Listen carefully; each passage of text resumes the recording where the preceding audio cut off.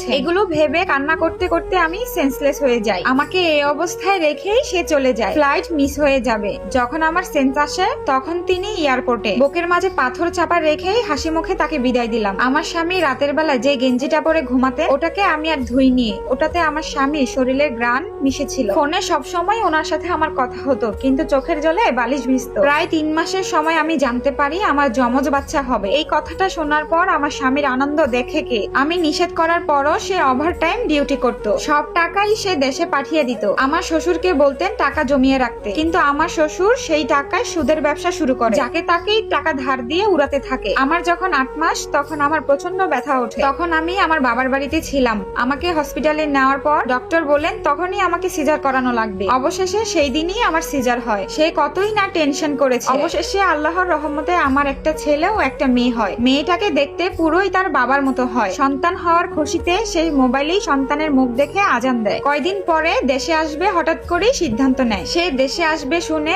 আমার খুশি দেখে কে, এত সুখ আমি কোথায় রাখবো। দেখতে দেখতে সেও বাড়িতে চলে আসে আল্লাহর রহমতে। আমার স্বামী তার 2 সন্তানকে বুকে জড়িয়ে আদর করতে থাকে। আমি বাপের বাড়িতে ছিলাম, তখন সে আমাদেরকে নিয়ে শ্বশুর বাড়িতে আসে। কতই না আনন্দ, কিন্তু এত আনন্দ আল্লাহ আমার কপালে বেশি দিন রাখলো না। আমার স্বামী সিদ্ধান্ত নিয়েছিল আমাদেরকে ছেড়ে সে আর বিদেশে যাবে না। সে এখন থেকে দেশেই থাকবে, এখানে কিছু একটা করার চেষ্টা করবে। শ্বশুরের কাছে তার পাঠানো টাকার কিছু একটা অংশ আমার স্বামীকে দিতে বলে, কিন্তু আমার শ্বশুর সমস্ত টাকাই হারাম ভাবে উড়িয়ে ফেলে। একজন প্রবাসী রক্ত পানি করা টাকা হারাম পথে গেছে, এই কথা শুনলে কোন প্রবাসী বা ঠিক থাকতে পারে। আমার শ্বশুরের সাথে আমার স্বামীর বেশ কথা কাটাকাটি হয়। একটা সময় আমার শ্বশুর মশাই বলেন তুই তোর বউ বাচ্চাকে নিয়ে এই বাড়ি থেকে বেরিয়ে যা। আমার স্বামী প্রচন্ড রাগে মুখটা লাল করেই রুমে ঢুকলেন। সেদিন সারাদিন ধরে সে কিছুই খায়নি। আমি তখন সন্তানদেরকে ঘুম পাড়াচ্ছিলাম। তখন আমার স্বামী মেয়েটাকে কোলে নিয়ে কাঁদতে কাঁদতে বলে, মারে তোদের জন্য তোদের এই হতভাগা বাবা কিছুই করতে পারলো না। আমি তখন তার চোখের পানি মুছে দিয়ে বললাম সে রাতে আমার কোলে মাথা রেখেই ঘুমিয়েছিলেন। এত ঘুমালেন যে সেই ঘুম আর কিছুতেই ভাঙলো না। তখন তার শরীরটা